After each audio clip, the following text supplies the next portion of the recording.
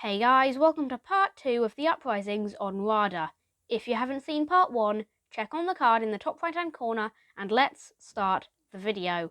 When we left off, Ahsoka and 40 other farmers were planning a rebellion against the Empire on the moon of Raada because the Empire was exploiting them and ruining their moon with no compensation. Ahsoka Tano's strategy would be to use corrosive charges to damage the Imperial forces but not to fight them in battle.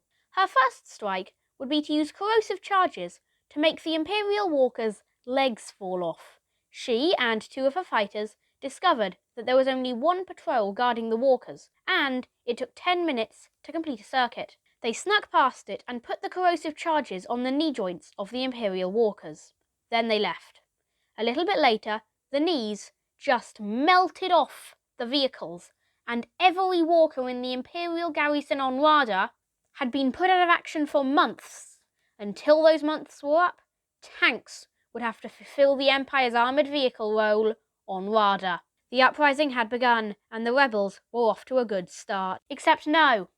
Turned out that the other rebels didn't like Ahsoka's strategy of not fighting the people that were destroying their lives and ruining their homes and oppressing them, and who they just wanted to blast to pieces with explosions. So a full half of the rebels planned an attack behind Ahsoka's back. Their plan was to attack the Imperial compound, more specifically the administrative building. When Ahsoka was out eliminating the walkers, they would divide into 3 groups.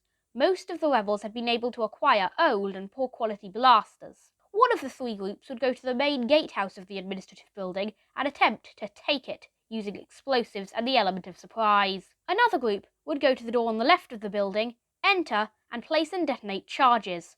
And another group would go to the door on the right of the building, enter and place and detonate charges. Problem was, the attack was taking place at the exact same time the attack on the walkers was happening. Because of this, the entire Imperial garrison, who was all in the barracks, would be aroused in the middle of the night at news of the attack on the walkers as soon as the legs started falling off the walkers, and then they would all head to the administrative building for their orders, meaning the rebels were attacking exactly where the entire Imperial garrison was going to be. Due to this, shockingly, the attack went terribly, because shockingly, there was a reason that Ahsoka had ordered against an attack like this, and wasn't just being mean and trying to keep them from sweet revenge against the Empire. The attack was a disaster, and Ahsoka had to bail the rebels out using a bag of explosives. Miraculously, most of the rebels were able to evacuate with their lives and escape back to their base in the caves. The attack also wasn't entirely a rebel defeat. During the attack, Ahsoka had used explosives to immobilize all the Imperial tanks. That and the attack on the walkers meant that the Empire didn't have an armoured vehicle that didn't need to be repaired. During the attack, Ahsoka also had to reveal that she was an ex-Jedi, as she had been keeping that a secret because if the Empire found out that she was an ex-Jedi, Raada would be swarming with stormtroopers because the Empire would be so desperate to kill her, and the rebellion would be doomed to fail. After the attack, 1 rebel was captured. The Imperials tried to interrogate the location of the rebel base out of her by breaking her arm and using a painful apparatus and horrible injections. But Ahsoka was able to extract her before she broke and gave up the location of the base. After that, Ahsoka left Raada. An Inquisitor, the 6th brother, came to Raada and wiped out all the rebels, save for 1 who was captured and 1 who was left unconscious in a cave. While away from Raada, Ahsoka is approached by a senator called Bail Organa. He is seeking to organize all surviving Jedi and all defiance of Imperial rule into a rebellion to overthrow the Empire. His rebellion at this point is secret, and he needs to build it strong enough to fight the Empire. Organa wanted Ahsoka to join his rebellion. Ahsoka agreed to this on the condition that Bail save Raada from the Empire. Now that Raada's main economic powerhouse, i.e. the farming fields, had been destroyed, Raada was uninhabitable. So Ahsoka would go to Raada first and prepare the civilians for an evacuation. Then Organa would send in his advance fighters to annihilate the Imperial forces on the moon, Raada. After that, Organa's transport ships would arrive and evacuate the populace of Raada.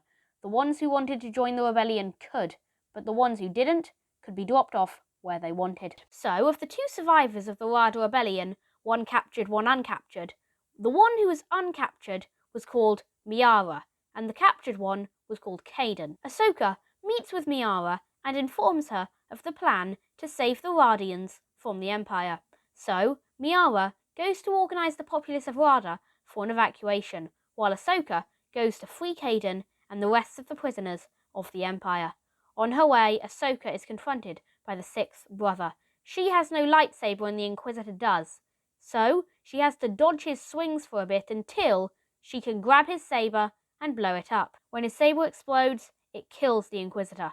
Then she takes his kyber crystals and makes her own lightsabers out of them. Then she goes to the Imperial compound and frees all the prisoners, including Kaden. Ahsoka leads the ex-prisoners to the site where the evacuation is going to take place. Then 6 to 8 A-Wing fighters show up on Raada and attack the Imperial compound. The Empire's base goes up in flames, and only 5 TIE fighters can get off the ground in time.